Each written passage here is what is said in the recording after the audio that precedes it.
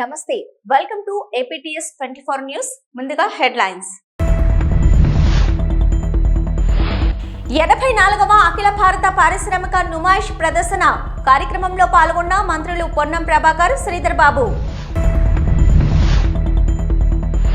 ఆగని గంజాయి అక్రమ రవాణా. అనకాపల్లిలో 120 కేజీల గంజాయిని కారులో తరలిస్తుండగా పట్టుకున్న పోలీసులు.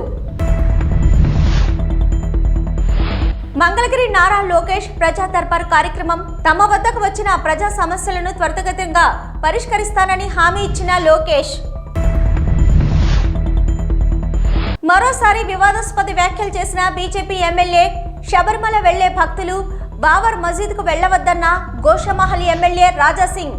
హైదరాబాద్ నాంపల్లి ఎగ్జిబిషన్ గ్రౌండ్ లో 84వ అఖిల భారత పారిశ్రామిక ప్రదర్శన 2025 కార్యక్రమంలో పాల్గొన్నారు మంత్రులు Ponnam Prabhakar, Sridhar Babu, PCC chief MLC Mahesh Kumar Goud, Rajya Sabha సభ్యులు అనిల్ కుమార్ యాదవ్, మాజీ MP VH fishermen's corporation chairman Mettu Sai Kumar తదితరులు. నుమాయిష్ ప్రారంభోత్సవ కార్యక్రమంలో ఎగ్జిబిషన్ సొసైటీ ప్రెసిడెంట్ మంత్రి శ్రీధర్ బాబు మాట్లాడుతూ గత ఏడాది నుమాయిష్ ను సీఎం రేవంత్ రెడ్డి ప్రారంభించారన్నారు. ఎగ్జిబిషన్ ద్వారా సొసైటీ చాలా కళాశాలలు సక్సెస్ఫుల్ గా నడుపుతున్నారని, 20,000 మంది విద్యార్థులను చదివిస్తున్నారన్నారు. ఒక ఎన్జీఓగా సొసైటీ నడుపుతున్నారని, దానికి రేవంత్ రెడ్డికి అభినందనలు తెలుపుతున్నామన్నారు. సావిత్రిబాయి పూలే జయంతి సందర్భంగా మహిళా ఉపాధ్యాయుల దినోత్సవంగా ప్రకటించుకున్నాం.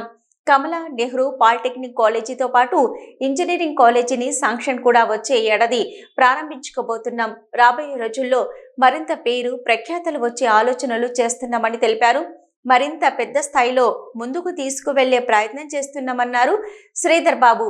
మరో మంత్రి పొన్నం మాట్లాడుతూ 84వ నుమాయిష్ ప్రారంభోత్సవం సందర్భంగా నిర్వాహకులకు శుభాకాంక్షలు తెలిపారు. జనవరి 1న ప్రారంభం కావలసి ఉండగా మాజీ ప్రధాని మన్మోహన్ సింగ్ మృతి వల్ల ఈ రోజు ప్రారంభమైందన్నారు. జమ్మూ నుంచి ఇతర రాష్ట్రాల్లో ఎక్కడికి వెళ్లి కనుక్కోవాలన్నా వాటిని ఇక్కడే ఎగ్జిబిషన్ గ్రౌండ్ లో నుమాయిష్ లో దొరుకుతాయని తెలిపారు. అందరికీ నమస్కారం. ఈరోజు 84వ ఆల్ ఇండియా ఇండస్ట్రియల్ ఎగ్జిబిషన్, మనము గొప్పగా చెప్పుకునే నుమాయిష్ ఈ రోజు నుంచి 3వ జనవరి నుంచి మొదలు కాబోతున్న సందర్భంలో మరి నాతో పాటు ఇక్కడికి విచ్చేసిన పెద్దలు, ప్రదేశ్ కాంగ్రెస్ కమిటీ అధ్యక్షులు మహేష్ కుమార్ గౌడ్ గారు, మరి ప్రఖ్యాత ఆహ్వానితులుగా వచ్చేసిన సహచర గౌరవ ట్రాన్స్పోర్ట్ మరియు BC welfare minister, Hyderabad in charge మినిస్టర్గా ఉన్న సోదరులు పొన్నం ప్రభాకర్ గారు, అదేవిధంగా మా సోదరులు రాజ్యసభ సభ్యులు అనిల్ కుమార్ యాదవ్ గారు, పెద్దలు మాజీ పార్లమెంట్ సభ్యులు హనుమంతరావు గారు, అదేవిధంగా ఎగ్జిబిషన్ సొసైటీకి సంబంధించిన మేనేజింగ్ కమిటీకి సంబంధించిన వైస్ ప్రెసిడెంట్ నిరంజన్ గారికి, సెక్రటరీ సురేందర్ రెడ్డి గారికి, మోహన్ గారికి, ట్రెజరర్గా ఉన్న ప్రభాశంకర్ గారికి, వేదికపై ఆసీనులైన అనేక మంది మేనేజింగ్ కమిటీకి సంబంధించిన పెద్దలకి, సహచరులకి, ఈరోజు ఇక్కడికి విచ్చేసిన ఎగ్జిబిషన్ సొసైటీకి సంబంధించిన సభ్యులు, ఉస్మానియా గ్రాడ్యుయేట్స్ అసోసియేషన్కి సంబంధించిన పెద్దలకి, మరి ఈ ఇండస్ట్రియల్ ఎగ్జిబిషన్లో పాల్గొంటా ఉన్న అనేక మంది చిన్న స్థాయి, మధ్యస్థాయి, పెద్ద స్థాయి వ్యాపారస్తులకి, ఈనాటి కార్యక్రమంలో భాగస్వాములు అవుతా ఉన్న చాలా మంది, ఈ ప్రదర్శనలో పాల్గొనడానికి విచ్చేసిన రాష్ట్రం నుంచి నలుమూల నుంచి విచ్చేసిన పెద్దలకి, పాత్రికేయ మిత్రులందరికీ నమస్కారం. ఈరోజు మీ అందరికీ కూడా తెలుసు, సంవత్సర కాలం కింద మరి నుమాయిష్ ని ప్రారంభోత్సవం చేస్తా ఉన్న సందర్భంలో గౌరవ ముఖ్యమంత్రి రేవంత్ రెడ్డి గారు మరి వచ్చి ఈ ఎగ్జిబిషన్ సొసైటీకి సంబంధించిన అనేక అంశాల విషయంలో ఎగ్జిబిషన్ సొసైటీ అంటే చాలా మందికి రాష్ట్రంలో ఉన్న వారికి అందరికీ నుమాయిష్ పేరునే తెలుసు. ఒక నుమాయిష్ చేస్తారు. మరి నుమాయిష్ ఎగ్జిబిషన్ లో చాలా మంది వివిధ ప్రాంతాల నుంచి రాష్ట్రానికి సంబంధించిన వాళ్ళందరూ కూడా పాల్గొంటారని తెలుసు. కానీ ఈ ఎగ్జిబిషన్ సొసైటీకి సంబంధించి క్రియాశీలకంగా ఇక్కడ పనిచేస్తా ఉన్న ఎంసీ మెంబర్స్ గాని కమిటీకి సంబంధించిన వారు చాలా కళాశాలలు ఈరోజు రాష్ట్ర వ్యాప్తంగా నడిపిస్తూ దాదాపు ప్రతి సంవత్సరం 20,000 మందిని మరి గ్రాడ్యుయేషన్ గాని ప్రొఫెషనల్ కాలేజ్లో అన్ని తరగతులకు సంబంధించిన విద్యార్థినులను ప్రత్యేకించి మహిళా విద్యార్థినులకు సంబంధించిన విద్యలో ప్రత్యేకంగా ఒక కార్యాచరణ తీసుకొని రూపాయి లాభం అని చూడకుండా ఫిలాంథ్రపిక్ ఇన్స్టిట్యూషన్ గా ఆల్మోస్ట్ ఒక ఎన్జిఓగా కష్టపడి ఈరోజు ఉస్మానియా గ్రాడ్యుయేట్స్ అసోసియేషన్ కి సంబంధించి గాని ఎగ్జిబిషన్ సొసైటీకి సంబంధించిన మెంబర్స్ అందరూ కూడా ఉన్న పెద్దలు, ఎగ్జిబిషన్ సొసైటీ ప్రెసిడెంట్ రాష్ట్ర మంత్రివర్యులు శ్రీధర్ బాబన్న గారికి, రంజన్ గారికి, ఆనరబుల్ సెక్రటరీ సురేందర్ రెడ్డి గారికి, అదేవిధంగా సునీతారావు గారికి, సాయి గారికి, వేదిక పైన పెద్దలందరికీ కూడా, మరి ఇక్కడికి వచ్చేసిన ఎగ్జిబిషన్ సొసైటీ ఫ్యామిలీ మెంబర్స్ అందరికీ కూడా నూతన సంవత్సర శుభాకాంక్షలు తెలియజేస్తున్నాను. హైదరాబాద్ నగరంలో నిమాయిష్ స్టార్ట్ అవుతుందంటే ఒక పండుగ వాతావరణం మనం అందరికీ తెలుసు. ఎందుకంటే మ్యాక్సిమం చాలా మంది నిమాయిష్కి వచ్చే వాళ్ళందరూ కూడా చాలా middle class families, lower middle class families వాళ్ళందరూ మన ఎగ్జిబిషన్కి నిమాయిష్కి రావడం జరుగుతుంది. ఇది వాళ్ళందరికీ ఒక డ్రీమ్ కార్నివల్ లాంటిది. నేను కూడా చిన్నప్పుడు చాలాసార్లు ఇదే గేట్ పైన టికెట్ తీసుకోవడానికి కూడా కష్టపడ్డవాడిని. లోపలికి వచ్చిన తర్వాత, ఇక్కడికి వచ్చిన తర్వాత జాయింట్ వీల్ కావచ్చు, లేదా మోత్కా కువా కావచ్చు, ఇవన్నీ చూసినప్పుడైతే ఒక చైల్డ్హుడ్ మెమరీస్ ఇప్పుడు కూడా నా కళ్ళల్లో తిరుగుతూనే ఉన్నాయి. Today I'm honoured to be here as one of the guest. So it is a great privilege that our ancestors కావచ్చు, అంటే గతంలో ఉన్న నాయకులందరూ కూడా ఒక మంచి कार्यक्रमानी मन को उर्दू में बोलो तो विरासत में अगर कुछ अपने को मिला तो एग्जिबिशन सोसाइटी और एग्जिबिशन भी निमाइश भी हम सबको विरासत में मिला है. क्योंकि आज ये विरासत पूरे हिंदुस्तान को एक जगह अगर लाता है तो एग्जिबिशन निमाइश लेके आता है. कोई कश्मीर से, कन्याकुमारी से पूरे आके यहाँ पे ट्रेड करते हैं. आज हैदराबाद शहर के अंदर कभी मैं श्रीनगर तो नहीं गया, पर श्रीनगर के लोग यहाँ पे आके जब बिजनेस करते हैं, उनसे मिलके बात करते हैं तो मुझे बहुत अच्छा लगता है. तो इस तरह का जो हमारा तहजीब है पूरा हिंदुस्तान को एक जगह लाके नुमाइश के रूप में हम सब लोग इसे एक फेस्टिवल के रूप में हम लोग सब एंजॉय करते हैं. मैं सभी कमेटी मेंबर्स का, प्रेसिडेंट का, सेक्रेटरी का और सभी लोग जो लोग कम से कम अभी सेक्रेटरी साहब ने बताया कि 3 महीने तक वो अपना घर बार सब छोड़कर एग्जिबिशन को सक्सेसफुल करने की आप लोग जो मेहनत करते हैं, उसके लिए मैं दिल से आप लोग को शुक्रिया, धन्यवाद भी करता हूँ, शुक्रिया अदा करता हूँ. और हमारे श्रीधर बाबू साहब भी है, मंत्री साहब भी है, पूनम प्रभाकर साहब भी है. गवर्नमेंट के तरफ से जो भी सपोर्ट है, आपके प्रेसिडेंट है श्रीधर बाबाना है, जो आज एक इम्पोर्टेंट डिसीजंस में अगर कोई डिसीजन ले सकता है तो श्रीधर बाबाना ले सकते हैं, आपको तो पता ही है. तो फिर एक मर्तबा सेक्रेटरी साहब को भी मैं अपील करना चाहता हूँ, आपका जो भी प्रॉब्लम्स है आप ये मत सोचिए कि सरकार आपको सपोर्ट नहीं करेगी. 100% यहाँ पे मंत्री साहब पूनमन्ना बैठे हैं, श्रीधर बाबन्ना है, महेशन्ना भी है, हम सब लोग आपके सपोर्ट में है. बहुत बहुत धन्यवाद. जय हिंद. అనకాపల్లి జిల్లా అడ్డరోడ్డు వద్ద 22 ప్యాక్లలో 120 కేజీల గంజాయిని కారులో తరలిస్తుండగా పట్టుకున్నారు పోలీసులు. Rajasthan registration car number plate ని ఏపీ రిజిస్ట్రేషన్ గా మార్చి గంజాయిని రవాణా చేస్తుండగా పట్టుకున్నారు.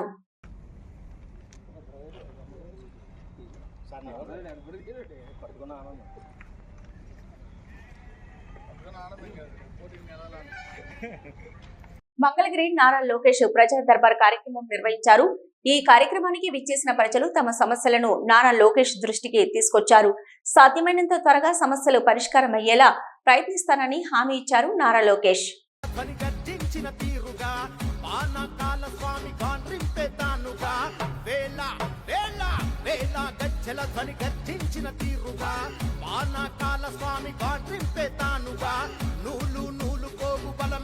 చూపగా నారా లోకేశు నడిచి వచ్చ చూడర ఈ మట్టి తల్లికి మాటిచ్చినడంట, తోడా పుట్టిన వాడయ్యాడంట, మన మగ్గం పైనేసిన చరిత వీడి పేరంట. మన మన మన మన మన మన మన మన మన మంగళగిరిలో మన మన మన మన మన లోకేశదిగో మన మన మన మన మన మంగళగిరిలో ఉండాలిపై ఊకే పెట్టుని కదరో.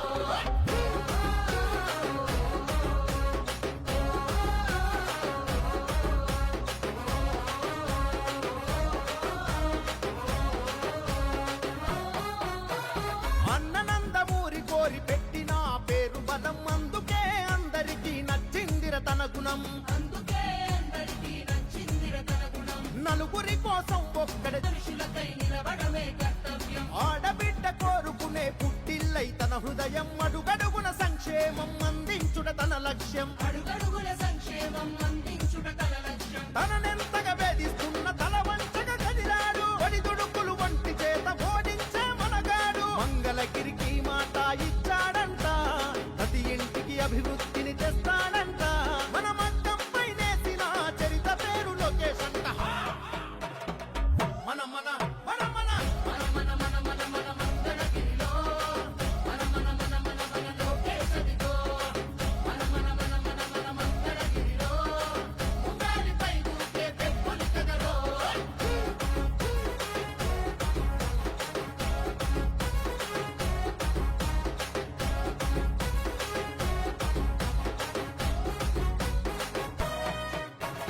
నారా చంద్రన్నలోని నిలువెత్తు శబరిమల వెళ్లే మార్గంలో ఉన్న బావర్ మసీద్ కు అయ్యప్ప స్వాములు వెళ్లకూడదని గోషమహల్ ఎమ్మెల్యే రాజాసింగ్ అన్నారు. అయ్యప్పలు నిష్ఠగా మాలవేసి 41 రోజులు దీక్ష చేసి సమాధి ఉన్న మసీదులోకి వెళ్తే అపచారమని ఆయన అన్నారు. గతంలో తప్పకుండా బావర్ మసీద్ కు వెళ్లాలని తప్పుడు ప్రచారం చేశారని, అది కుట్రలో భాగమని ఆయన అన్నారు. అయ్యప్పలు నేరుగా శబరిమల వెళ్లి అయ్యప్ప స్వామిని దర్శించుకోవాలని రాజాసింగ్ విజ్ఞప్తి చేశారు. భాగ్యనగర్ అయ్యప్ప సేవా సమితి బాస్ ఆధ్వర్యంలో శబరిమలలోని నీలక్కల్ వద్ద ఈ నెల 7 నుంచి 14 వరకు అయ్యప్ప స్వాములకు ఏర్పాటు చేయబోయే అన్నదానం సామగ్రి లారీని రాజాసింగ్ హైదరాబాద్ లో జెండా ఊపి ప్రారంభించారు. 16 ఏళ్లుగా బాస్ సంస్థ అన్నదానం చేయడం అభినందనీయమని అన్నారు. ఏపీ, తెలంగాణ ముఖ్యమంత్రులను రాజాసింగ్ ఒక విజ్ఞప్తి చేశారు. కేరళ ప్రభుత్వంతో మాట్లాడి అక్కడ 10 ఎకరాల భూమిని తీసుకొని శబరిమల వెళ్లే తెలుగు రాష్ట్రాల అయ్యప్ప స్వాముల కోసం అక్కడ వసతి, భోజన సౌకర్యం కల్పించాలని రాజాసింగ్ కోరారు. 9 నుంచి కేరళలో భోజన వ్యవస్థ కార్యక్రమం కూడా ఈ ఆర్గనైజేషన్ నుంచి చెప్తున్నారు.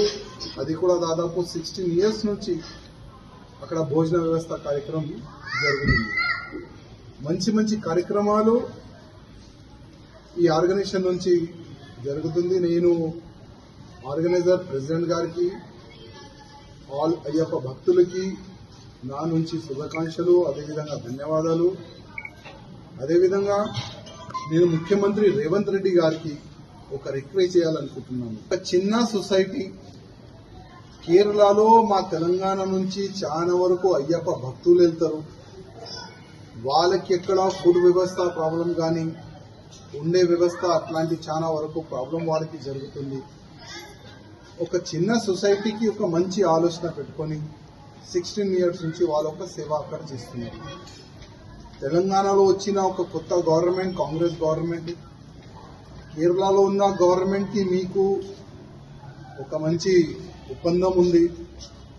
మీరు కూడా కేరళ ముఖ్యమంత్రి గారికి ఒక లేఖ రాయాలని నేను మీకు కోరుతున్నాను. ఆ లేఖలో మీరు ఏం రాయాలంటే తెలంగాణ నుంచి వచ్చిన భక్తుల గురించి, అక్కడ దాదాపు ఒక 10 ఎకరాల ల్యాండ్ తెలంగాణ గవర్నమెంట్కి ఇవ్వాలి. ఆ 10 ఎకరాల ల్యాండ్లో ఉండే వ్యవస్థ గురించి కొన్ని రూమ్లు కట్టాలి తెలంగాణ గవర్నమెంట్. అదేవిధంగా తెలంగాణ నుంచి వచ్చిన భక్తులకి, అయ్యప్ప భక్తులకి అక్కడ భోజన వ్యవస్థ కూడా చేయాలి. అట్లాంటి మంచి వ్యవస్థల గురించి ఒక 10 ఎకరాల ల్యాండ్ కేరళ ప్రభుత్వంకి అడగాలని నేను రేవంత్ రెడ్డి గారికి రిక్వెస్ట్ చేస్తున్నాను. ఎందుకంటే కేరళకి వెళ్తే అక్కడ వేరే విధంగా మా అయ్యప్ప భక్తులకి చూస్తారు. చాలా అంటే చాలా నీచమైన ఆ దృష్టితోని చూస్తారు. అందుకోసము ఇప్పుడు ఉన్న ముఖ్యమంత్రి గారికి రిక్వెస్ట్ చేస్తున్నా, మీకు వాళ్ళకి ఒక మంచి ఫ్రెండ్షిప్ ఉంది. మా తెలంగాణ అయ్యప్ప భక్తులకి కానీ ఆంధ్ర అయ్యప్ప భక్తులు కానీ ఎట్లాంటి కూడా ఇబ్బంది కాకుండా చూసే బాధ్యత మీకు ఉన్నది. అదేవిధంగా మా చంద్రబాబు నాయుడు గారు కూడా రిక్వెస్ట్ చేస్తున్నా, మీరు కూడా ఒక లేఖ రాయాలని నేను రిక్వెస్ట్ చేస్తున్నాను. అదేవిధంగా కావాలని ఒక కుట్ర చేసినారు. ఏ అయ్యప్ప భక్తులు శబరిమలకి వస్తారు, ఎట్టి పరిస్థితుల్లో ఈ మస్జిద్లో పోయిన తర్వాతనే ఆయనకి దర్శనం పూర్తవుతుంది, లేకపోతే అది సగం దర్శనం అవుతుందని ఒక పెద్ద కుట్ర చేసినారు. అది టోటల్ అబద్ధం, అది ఫేక్. ప్రతి ఒక్క అయ్యప్ప భక్తులు ఒక మాట మీరు అర్థం చేసుకోవాలి. ఎక్కడైనా మనం సావుని చూస్తే మనం పోయి స్నానం చేస్తాం, ఎక్కడ మనం సావు కూడా పోదాం. అంతా పవిత్రమైన మనం అయ్యప్ప మాల వేసుకున్న తర్వాత చాలా శుద్ధిగా మనం ఉంటాం. కానీ మాల వేసుకున్న తర్వాత మనం ఒక దర్గాలో కానీ ఒక మస్జిద్లో కానీ వెళ్ళకూడదు, అది రూల్ కూడా కాదు. అందుకోసం ఒకప్పుడు జరిగిన కుట్రకి మీరు ట్రాప్ కావద్దు. ఏ అయ్యప్ప భక్తుడు కూడా ఎట్టి పరిస్థితుల్లో మస్జిద్లో వెళ్ళకూడదు. డైరెక్ట్లీ మీరు శబరిమలకి వెళ్ళండి, పూజా కార్యక్రమం చేసుకోండి, మంచి దర్శనం చేసుకోండి. ఇదే నా నుంచి ఒక అన్ని అయ్యప్ప భక్తులు. గుంటూరులో మంత్రి సత్యకుమార్కు చేదు అనుభవం ఎదురైంది. పీజీ మెడికల్ కౌన్సిలింగ్ పై మంత్రిని నిలదీశారు పేరెంట్స్. ఫీజు ఫైనల్ కాకుండా కౌన్సిలింగ్ ఎలా నిర్వహిస్తారని మంత్రిని నిలదీయడంతో సమాధానం చెప్పకుండా వెనుదిరిగారు మంత్రి సత్యకుమార్. ఎన్టీఆర్ యూనివర్సిటీలో ఇష్టం వచ్చినట్లు రూల్స్ పెడుతున్నారంటూ ఆవేదన వ్యక్తం చేసిన పేరెంట్స్ ప్రభుత్వ విధానాలతో విద్యార్థులు ఆత్మహత్యలు చేసుకుంటున్నారని ఆవేదన వ్యక్తం చేశారు. ఇప్పుడు ప్రతి స్టేజీలో కూడా ఒక్కొక్క రూల్ వాళ్ళు ఇష్టం వచ్చినట్టుగా మంత్రి గారికి కానీ ప్రిన్సిపల్ సెక్రటరీకి కానీ ఎవరికి సంబంధం లేకుండా, ఎవరికి ఇన్ఫర్మేషన్ ఇవ్వకుండా వాళ్ళ ఇష్ట రాజరీతిలో ఎన్టీఆర్ యూనివర్సిటీ వాళ్ళు కౌన్సిలింగ్ కండక్ట్ చేస్తున్నారు.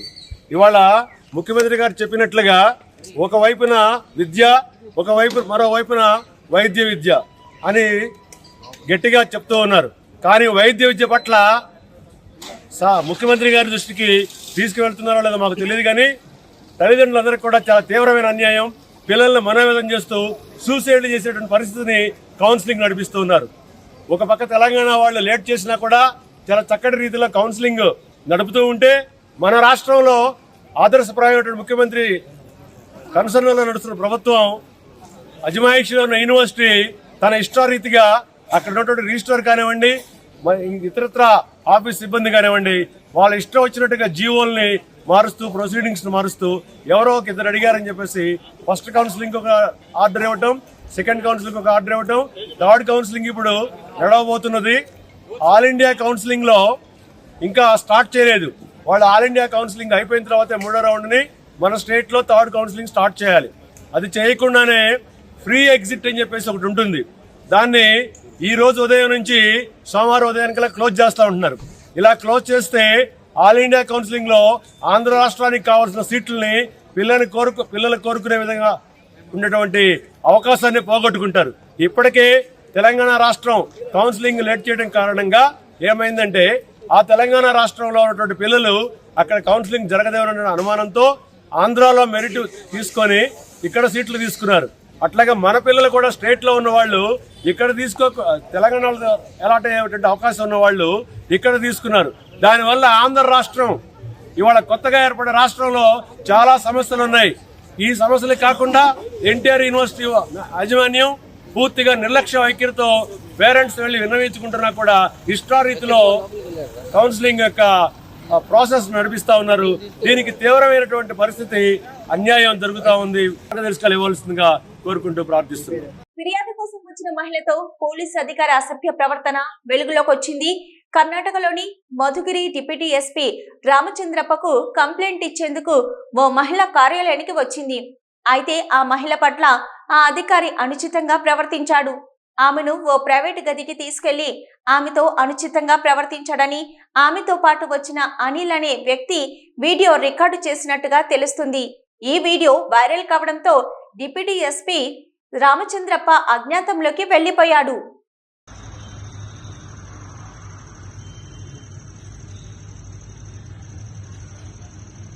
దేశంలో మొట్టమొదటిసారిగా వందే భారత్ స్లీపర్ రైళ్లను పట్టాలు ఎక్కించేందుకు రైల్వే శాఖ ముమ్మర కసరత్తు చేస్తుంది. ఇందులో భాగంగా రైలు వేగాన్ని క్రమక్రమంగా పెంచేందుకు పలు పరీక్షలు నిర్వహిస్తున్నారు రైల్వే శాఖ అధికారులు. ఈ పరీక్షల్లో రైలు గరిష్ట వేగం గంటకు 180 కిలోమీటర్లు అందుకున్నట్లు తెలుస్తుంది. ఈ మేరకు కేంద్ర రైల్వే శాఖ మంత్రి అశ్విన్ వైష్ణవ్ ఓ వీడియోను షేర్ చేశారు. అందులో వందే భారత్ స్లీపర్ రైలు 180 kmph వేగంతో దూసుకెళ్తుంది. అంత వేగంలోనూ రైల్లో సీటు వద్ద ఉన్న ట్రేపై పెట్టిన గ్లాసులో చుక్క నీరు కూడా కింద పడకపోవడం విశేషం.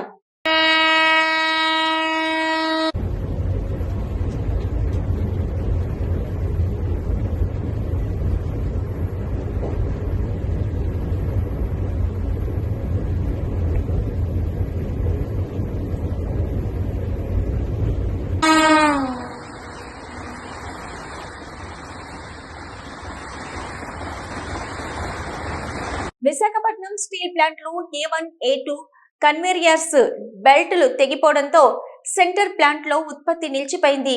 బ్లాస్ట్ ఫర్నిస్ కార్యకలాపాలు 4 రోజులు నిలిచిపోయే ప్రమాదం ఉందని అంటున్నారు అధికారులు.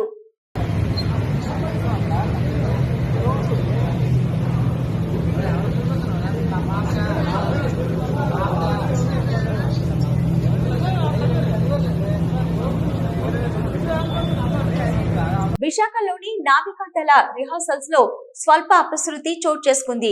గగనతలంలో 2 పారాషూట్లతో ఒకదానితో మరొకటి పారాషూట్ చిక్కుకుపోయి భూభాగంలో కాకుండా సముద్రంలో పడిపోయాయి. అయితే ఈ ప్రమాదం నుంచి 2 నేవీ సిబ్బంది సురక్షితంగా బయటపడ్డారు. Combat free fall can be carried out from helicopters like Mi-17, Sea King and Advanced Light Helicopter, as well as fixed wing aircraft like C-130, AN-32 and Dornier. This daring method is used against heavily. Vijayawada ప్రభుత్వ junior కళాశాలలో డొక్క సీతక్క మధ్యాహ్న భోజన పథకాన్ని ప్రారంభించారు మంత్రి నారా లోకేష్. విజయవాడ పాయకరావుపురంలోని ప్రభుత్వ junior కళాశాలలో విద్యార్థులకు డొక్క సీతమ్మ మధ్యాహ్న భోజన పథకాన్ని ప్రారంభించి విద్యార్థులతో కాసేపు ముచ్చటించారు విద్యా ఐటీ శాఖల మంత్రి నారా లోకేష్.